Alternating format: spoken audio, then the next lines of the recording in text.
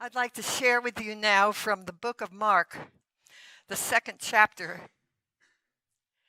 And this is from, and I don't know how many of you are familiar with this version, the Message, which is a contemporary version of the Bible.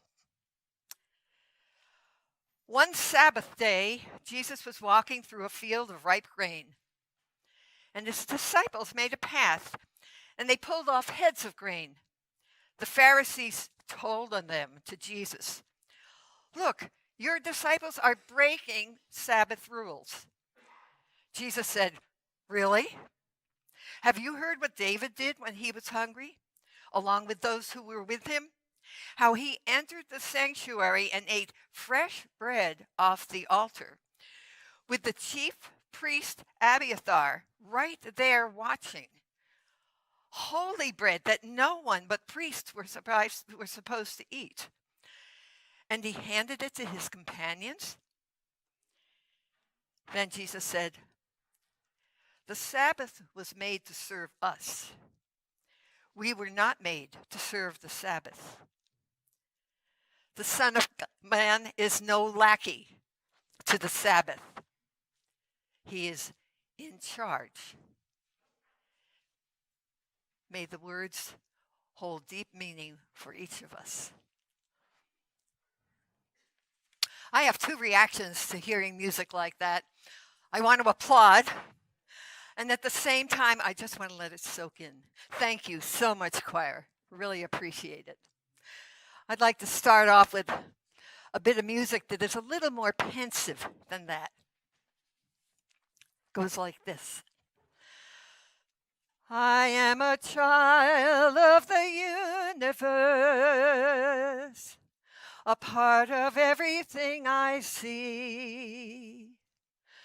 The heart and mind of all creation, a reason for the world to be.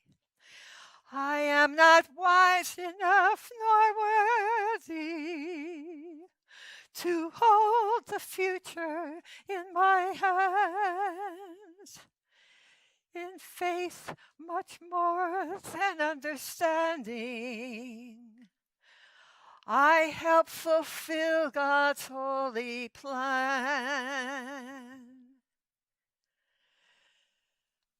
Like the ending of this song, the questions which brought it about to be written are kind of unanswered. This song was written in response to the sort of eternal wondering that we have. Who am I? How do I fit into the big picture of creation? How can I interact most positively with everyone and everything around me? Life certainly doesn't hold still while we're searching for answers to questions like these. There are endless changes, hellos and goodbyes that create challenges to our everyday routines and our comfort zones. And when we look at the environment, when we consider the horror of war, somehow we know we have a part in how things play out, but it is so overwhelming. Where do we begin? Do we really have what it takes to help fulfill God's holy plan? Now, like me, you probably don't spend a whole lot of time focused on such deep thoughts in your everyday routines. Rather, in our daily lives, we're focused mostly on work, making a living, on how much we can get done in how little time, as though our lives are defined by our production and the consumption of commodity goods. I'm here to say that's not true, friends. And the Sabbath, this Sabbath, offers us an opportunity to push a reset button and to allow time for restoration, for reflection, and refreshment. And God knows how much we need it. So what are we supposed to do on the Sabbath? Well, the choir's anthem gave us a worthwhile suggestion. Lift our voices in singing in praise and joy. But I'll bet I'm not the only one here whose first understanding of Sabbath was about what we were not supposed to do, what we shouldn't do. In my youth, most businesses were closed on Sunday. Anyone else here had that experience? Which had its benefits, since it allowed for certain people who might be working on Sunday to actually enjoy a Sabbath if they wished to. But different churches had other no-nos on the Sabbath, a variety of restrictions. Not only wasn't work allowed, but also no movies, nor any kind of fun. My husband grew up in a family where playing cards on Sunday was against the religious tradition. Now, this is tough because in his family, everybody was an avid bridge player. I know for a fact that there were many Sunday afternoons when they pulled the drapes and they sat around their dinner table and played cards. The Hebrew word, Shabbat, does mean to stop. But as Jesus pointed out, it doesn't mean to stop everything. We may not live by bread alone, but bread is necessary. Healing is necessary, even on Sundays. Loving and compassion are necessary. And our communion with God on the Sabbath can include all of these. Sabbath in the Jewish tradition is actually a time of delight. They see it as a real gift from God. As today's gospel reading reminds us, the Sabbath is made for us, not we for the Sabbath. Our tradition tells us that God rested after 6 days of creating. I wonder if instead of having a Sabbath because he was exhausted, God was actually taking time off to look around him and say, it is good. And that good that God saw and that God still sees has to do with us too. So give thanks indeed that we are fearsomely, awesomely, and wonderfully made. Today's call to worship, as you noticed, uses some portions of Psalm 139, which is one of my favorites. Within the first 14 verses of that psalm, we hear a declaration of gratitude for not only the one who created us, but the one who continues to be present in our lives. Now, if we stop rejoicing and just question, why do we deserve this holy treatment? We may well lose our sense of wonder and awe and our ability to strengthen our faith by being inspired by beauty and goodness we might not even fully understand. I don't believe one day a week is enough time to remember God's loving presence. Presently, I am doing some rehab, which includes a daily walk, a little slower than I used to do it. But as I go, I've seen more flowers, more trees, photographed more close-ups of blossoms, and really noticed how miraculously they are designed. And even on the city street, you can see a blade of grass pushing through, showing the amazing strength of life. And animals. Any animal lovers here? Good. They are also wonderful and awe-inspiring.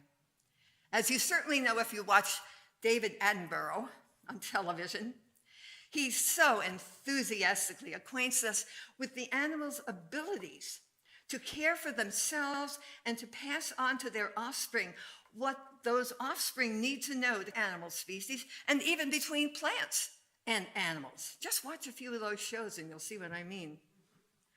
Plants feed animals. Animals pollinate plants. Fearfully, I would say, awesomely and wonderfully made. Recently, in the midst of all the bad news on television, I have read some reports where some animals have counteracted the hopelessness in the air. There was this cat that was trapped on the 7th floor of a bombed-out building in Borodyanka in Ukraine. Apparently trapped there for over a month because the stairway had been blown out. Somehow, someone noticed her peering over the side, and rescuers came with a fire truck. Her owner had lost her home as well as her cat, as far as she knew. But after the cat was rescued, she was reunited with her owner. And the cat has a new name now given to her by her rescuers, Shafa, which in Ukrainian signifies the ability to be strong and to hold on. Shafa has become an icon, helping war-weary souls find a purpose and inspiration and see a glimmer of hope in the moment. And sometimes that's the best we can do, but it is enough for the moment.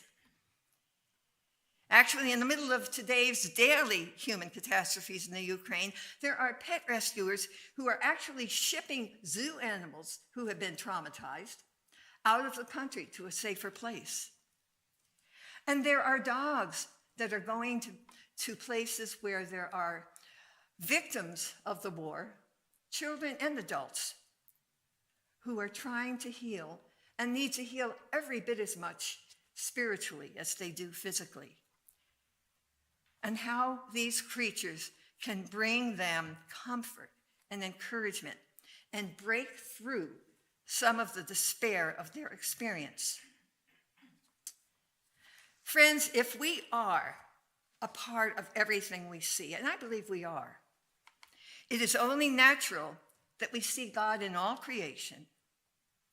Yes, we have to confront the evils of war, hatred, prejudice, and indifference, and let us not underestimate that last power, indifference.